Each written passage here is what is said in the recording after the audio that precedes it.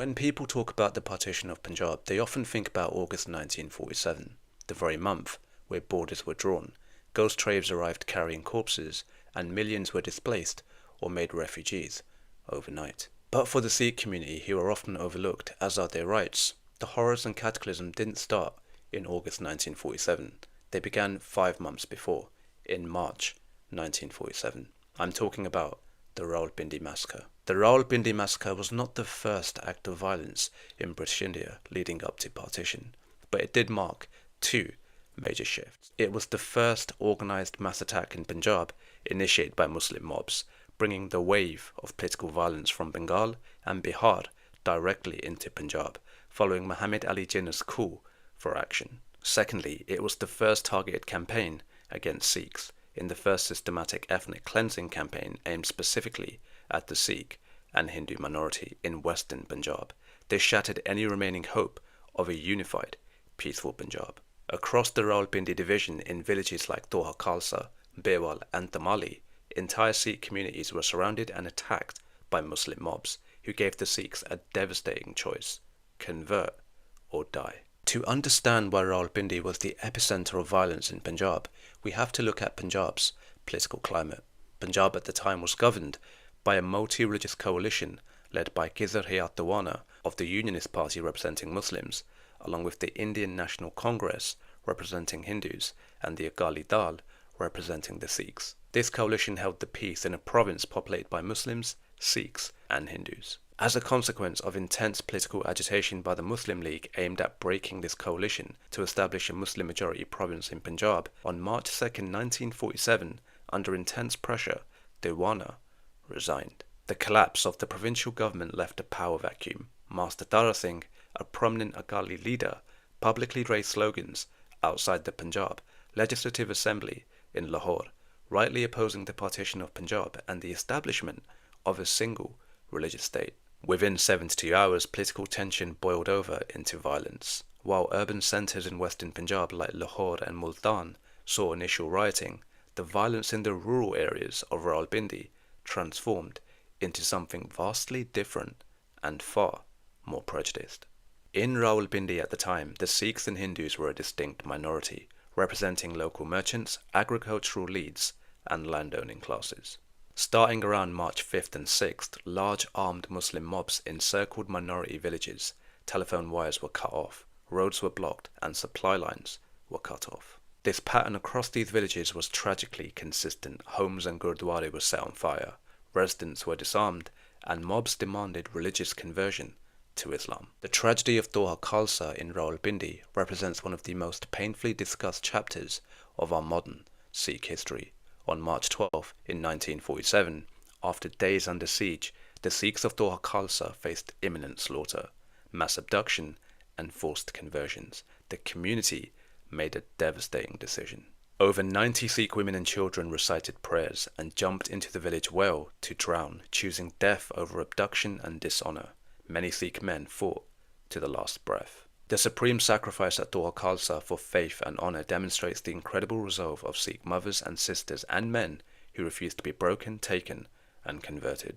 However, Doha Khalsa was not alone. In the village of Bewal, hundreds of Sikh residents took refuge inside a local gurdwara before it was besieged and destroyed. Other Sikhs from Bewal were forced to convert to Islam, whilst others had to end their lives to avoid conversion and humiliation. In Tamali, entire Sikh families were trapped in burnt-out homes and left to burn to death. Historic records estimate that 7,000 to 8,000 Sikhs lost their lives in the first few terrifying weeks of March 1947 in what was the Rawalpindi massacre. The British administration and local police forces were either too slow to react in several documented cases or simply turned a blind eye. By the time the military units arrived to enforce order in mid-March, entire villages had been flattened, razed to the ground, and thousands were dead.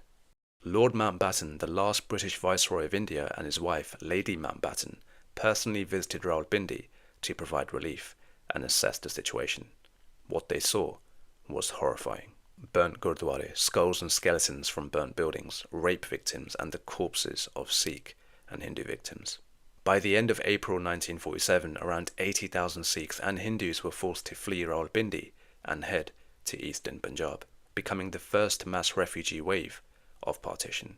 The Sikh and Hindu refugees poured into refugee camps in Amritsar, Jalandhar, Ludhiana, Patiala, Jammu, and Delhi. These survivors brought with them first-hand accounts of horror, destruction, and loss. Historians widely agree that the Rawalpindi massacre permanently shattered any remaining trust between communities in Punjab.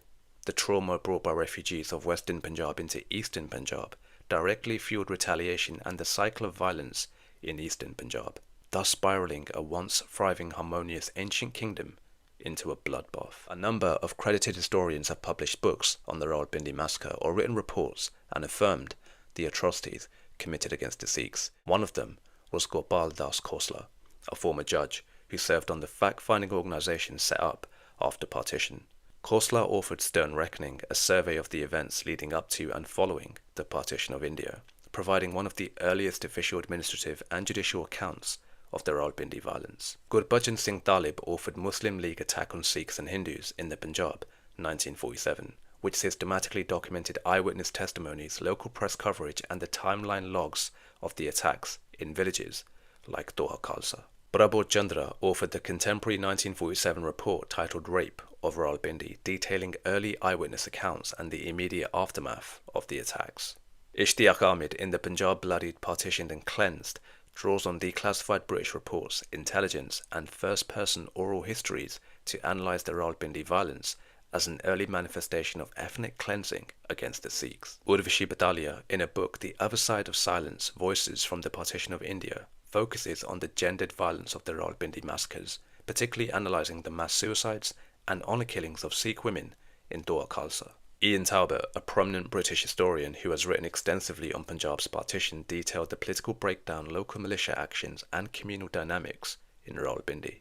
Gyanendra Pandey, in Remembering Partition, Violence, Nationalism and History in India, explores how rumours, local press reports and official narratives shaped the memory and documentation of the March 1947 riots. Janda Chatterjee authored targeted research on the subject, such as Muslim League Direct Action and Popular Reaction in the Punjab, the Multan and Rawalpindi riots, March 1947. As a British Sikh, the aim of this video is not to perpetuate hatred or enmity or to marginalise a certain community and lay blame to them. History left unexamined breeds ignorance, and history should always be told and taught unvarnished, no matter how painful it is for us to swallow. How else are we going to learn? We should all come together to honour and respect all those poor beings who lost their lives in the Rawalpindi massacre and all those who lost their lives in the partition of India in 1947. As Sikhs, Hindus, Muslims, Christians, or whatever faith we follow, we should never ever repeat the harrowing atrocity of the partition ever again.